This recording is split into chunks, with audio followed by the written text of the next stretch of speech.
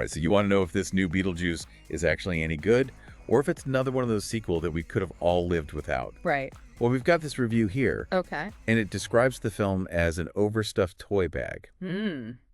Is it just too much, or is it classic Burton? What do you think?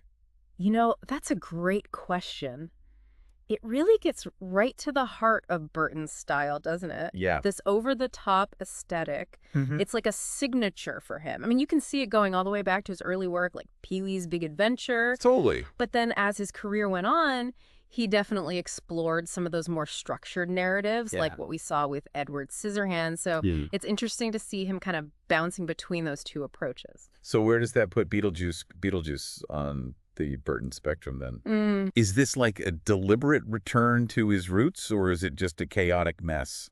Well, the review seems to think it's a very deliberate choice. Okay. They use the phrase Burton Unchained. Oh, wow. Which to me implies a conscious decision to really embrace that early anarchic energy that he's known for. And it sounds like they found it pretty refreshing. Interesting. They also mention blood-squirting torso animated creatures dream sequences. Right. I mean, at what point does it all become sensory overload? I know, it's interesting, isn't it? It's like that's the tightrope that Burton walks. Yeah. And this review actually argues that that's where the fun comes from. Okay. Like the outrageousness of it all is part of the appeal. It's almost like a dare to the audience. Can you handle this? Yeah. It's interesting, though, because they compare it to Itchy and Scratchy cartoons. Oh, wow. Which is a very specific and, let's be honest, acquired taste in humor. For sure. But I think it highlights this self-awareness that Burton has. Yeah. This kind of winking acknowledgement of its own absurdity. Beetlejuice isn't trying to be subtle. Right. It's reveling in the grotesque. And for some viewers, that's going to be a huge selling point. Okay, so we've established this film is completely bonkers. Yeah. But is it just nostalgia bait? Is it just Burton doing Burton, but stuck in that late 80s, early 90s aesthetic? Or is there something genuinely fresh here? That is the key question, isn't it? Because while this review praises the film's energy, they do acknowledge a lack of originality in the plot. Okay. However, they highlight the handmade feel of the film, particularly the practical effects, which in our current age of CGI is a really interesting choice. Totally. And something that really sets Beetlejuice apart. Absolutely. This review even pointed out the sheer number of puppeteers and prop makers who worked on this film. Wow. And they suggest that even subconsciously, viewers connect with that tangible craftsmanship in a way that's just not possible with CGI. Yeah, I think there's something to that. There's an inherent charm, a realness to practical effects that CGI often lacks. Yeah. No matter how fantastical the film is, that tactile quality just grounds it. It reminds us that we're watching a story come to life through artistry and human hands. And that focus on practical effects, it really plays into that sense of nostalgia this review talks about. Yeah. And speaking of nostalgia, we can't forget Winona Ryder. The review praises her performance, even calls her the standout. What are your thoughts on her return as Lydia Deetz?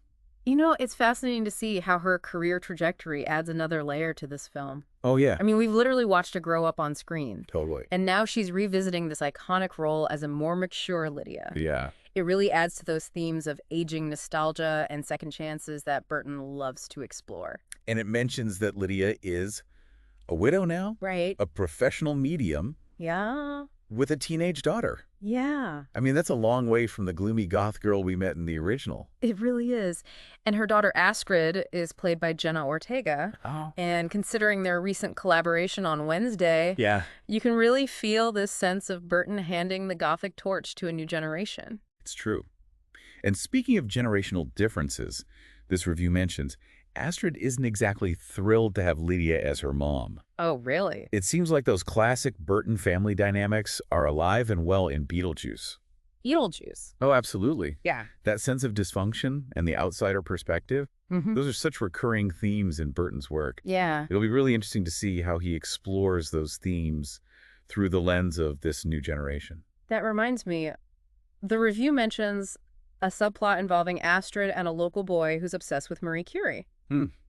Sounds like a quintessential Burton character. It does, doesn't it? It seems like Burton's really tapping into that awkward sweet spot of youthful infatuation that he captures so well. Yeah. The review even suggests that this subplot could have been a film in itself. Oh, wow. Which makes me wonder how much screen time it actually gets. in this movie. Okay, but let's talk about the ghost with the most, Beetlejuice himself. Yeah. How does Michael Keaton measure up in this sequel?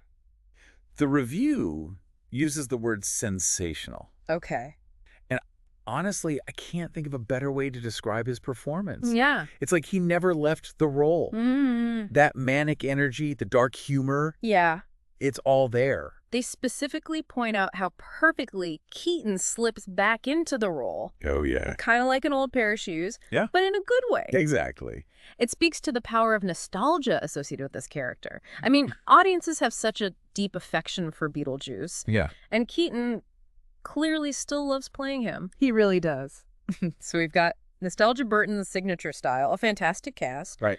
But does it all come together? That's the question. The review seemed a bit conflicted on that point. Yeah, that's right. While they praise all those individual elements, the review also points out that they don't always gel seamlessly. Yes. They use the word contrived at one point, which makes me wonder if certain plot points feel a little forced. The classic sequel dilemma. Right. Trying to balance fan service with new storylines. Exactly. It's a tough needle to thread. It really is. And the review kind of highlights this tension, especially when it comes to the portrayal of the underworld. Okay. While it sounds visually spectacular, they mention that the satire of bureaucracy feels a bit dated, almost too reminiscent of the original film. So it sounds like Beetlejuice might be kind of like a visual feast, but maybe lacking a little bit in the narrative department. Would you say that's an accurate assessment? Yeah, I think that's fair to say. The review definitely gives the impression that Burton prioritized spectacle and paying homage to the original over trying to reinvent the wheel. Yeah. But, you know, sometimes that's exactly what you want from a sequel, right? Totally. Especially when it comes to a film like Beetlejuice. Right. The original has such a cult following, such a specific tone. Yeah. I mean, maybe trying to do something completely different would have alienated fans even more. Exactly. It makes you think about all those sequels that tried to completely revamp the formula. Oh, yeah. And ended up disappointing everyone. Totally. Sometimes revisiting a world you love. Yeah. Seeing how those characters have evolved. That's enough. And that's a great point. This review even argues that Burton's own evolution as a filmmaker is part of what makes this sequel so intriguing. Interesting. Like he's circled back to those themes and that visual style he's known for, but with decades more experience. Absolutely. And I think that's something that really resonates with audiences, that sense of a director revisiting their roots, but through a more mature lens. So after all this analysis, I think the big question remains, is Beetlejuice worth the trip to the cinema? I think if you're a diehard Burton fan, or you loved the original Beetlejuice, then absolutely. Yeah. This review makes it very clear that the film is a visual treat. Okay. A love letter to his earlier work. And honestly, Michael Keaton's performance alone sounds worth the price of admission. And what about for those who aren't diehard Burton fans, but maybe enjoyed the original? Yeah, that's a bit trickier. Yeah. If you're looking for like a groundbreaking, wholly original film, this might not be it. But if you're open to a healthy dose of nostalgia and some classic Burton-esque mayhem, then Beetlejuice might be just the ticket. I love that. Yeah. Well said. Yeah. It sounds like this sequel might not be groundbreaking cinema. Yeah.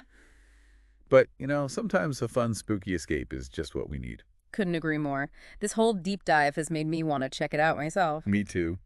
And for you listening, we'll leave you with one last thought to ponder. This review mentioned Burton's shift towards more plot-driven films in the mid-90s. Okay. But imagine if you were directing a Burton film today. What kind of story would you tell? Would you lean into the chaos and spectacle, or aim for a more structured narrative? Let us know what you think. And thanks for joining us on this deep dive into the world of Beetlejuice.